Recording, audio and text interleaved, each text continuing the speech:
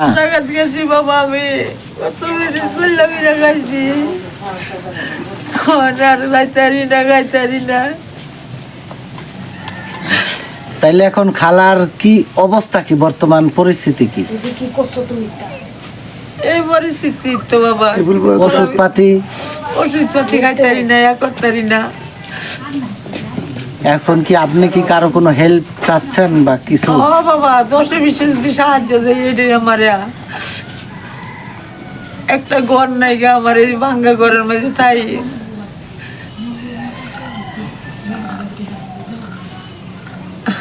বর্তমান আপনার ঘাওয়ের ওইটা কি সম্পূর্ণ কি সারছে কিনা বা কি সারছে না, আসল বিষয়? বেদনা করে, সিলিক পারে, ওষুধ পরা খাইলে ভালো লাগে, খাইতারি না যারে এরম লাগে। শরীরের মাঝে গাও পেঁচা বইয়া বইরা গেছে গা, বইয়া থাকতে থাকতে।